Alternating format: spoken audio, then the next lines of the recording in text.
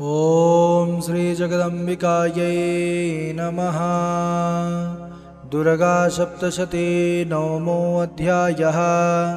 आइए सज्जनों, इस वीडियो पर हम दुर्गा सप्तशती के नवम अध्याय के श्लोकों को शुद्धता, स्वर, लय और उच्चारण के साथ श्रवण करेंगे। आइए हम प्रारंभ करें। नमो नमः। भारत की प्रतिष्ठा संस्कृत संस्कृति और संस्कार से है। आइए हम इसको बनाए रखने में अपना योगदान करें। आप सभी सनातनी जन इस चैनल को सब्सक्राइब जरूर करें। नवमो अध्यायः। ध्यानम्।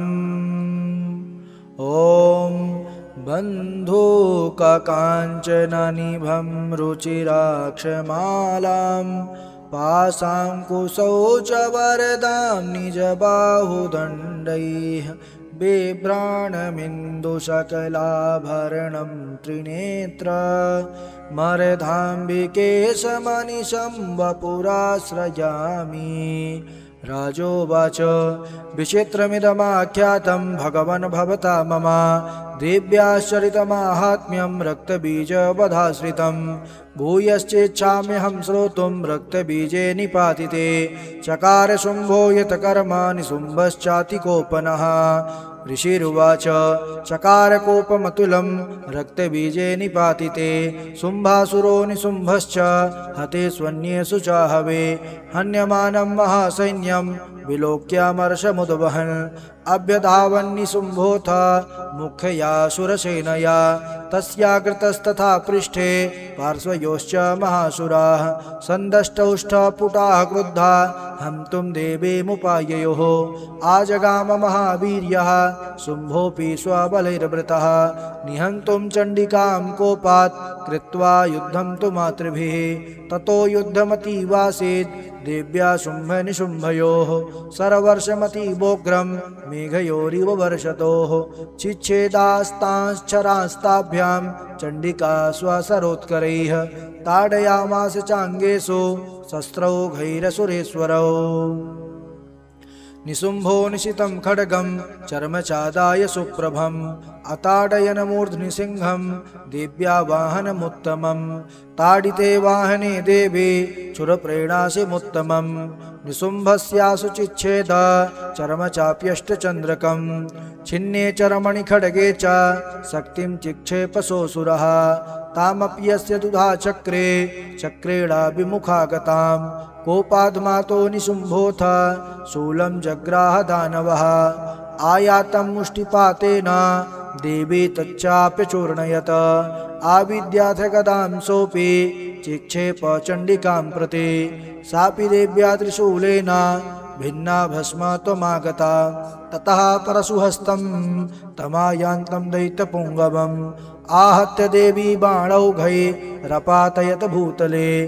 तस्मिन्निपतिते भूमौ निशुम्भे भीमविक्रमे भ्रातर्यतीव संक्रुद्धः प्रयौ हन्तुमम्बिकां। सारथस्थस्तथात्युच्चैर्गृहीत परमायुधैः भुजैरष्टाभिरतुलैर्व्याप्याशेषं बभौ नभः। तमायां तं समालोक्य देवी शङ्खमवादयत ज्याशब्दं चापि धनुषश्चकारातीव दुःसहम्। पूरयामास ककुभो निजघण्टास्वनेन च समस्तदैत्यसैन्यानां तेजोवदविधायिना। तथा सिंहो महानादैस्त्याजिते महामदैः पूरयामास गगनं गां तथैव दिशो दश।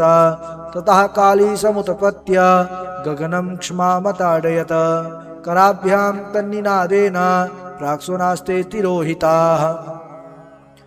अट्टाटहासमशिवं शिवदूती चकारः तैः शब्दैरसुरास्त्रेषुः शुम्भाकोपं परं ययौ। दुरात्मस्तिष्ठतिष्ठेते व्याजहाराम्बिका यदा तदा जयेत्यभिहितं देवैराकाशसंस्थितैः।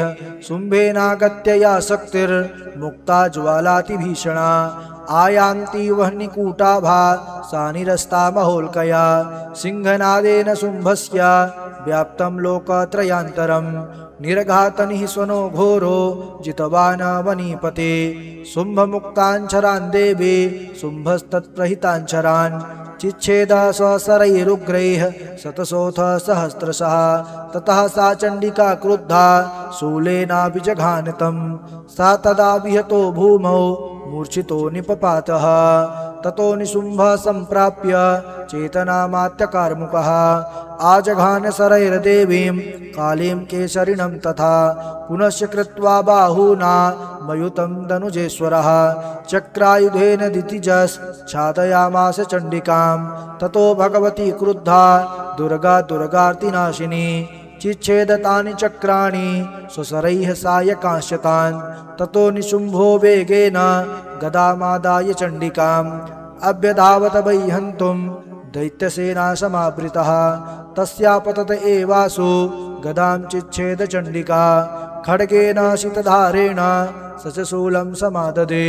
शूलहस्तं समायान्तं निशुम्भममरार्दनं हृदि विव्याध शूलेन वेगाविद्धेन चण्डिका। भिन्नस्य तस्य शूलेन हृदयान्निःसृतोपरः महाबलो महावीर्यस्तिष्ठेति पुरुषो वदन्। तस्य निष्क्रामतो देवी रहस्या सुनवत्ततः शिरश्चिच्छेद खड्गेन ततो सावपतद् भुवि।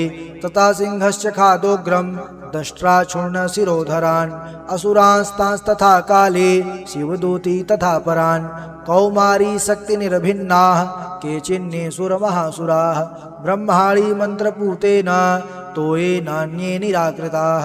माहेश्वरी त्रिशूलेन भिन्नाः पेतुस्तथा परे वाराहे तुण्डघातेन केचिच्चूर्णीकृता भुवि। खण्डं खण्डं च चक्रेण वैष्णव्या दानवाः कृताः वज्रेण चैन्द्रीहस्ताग्र विमुक्तेन तथा परे। केचिद् विने सुरसुराः केचिन्नष्टा महाहवात् भक्षिताश्चापरे काले शिवदूते मृगाधिपैः। ओम जय जय श्री मार्कंडे पुराणे श्रावणिके मनवंतरे देवी महात्म्ये निशुम्भनाम नमोस्तवः। श्री दुर्गा चरण कमलार्पणमस्तु। नमो नमः। भारत की प्रतिष्ठा संस्कृत संस्कृति और संस्कार से है। आइए हम इसको बनाए रखने में अपना योगदान करें। आप सभी सनातनी जन इस चैनल को सब्सक्राइब जरूर करें।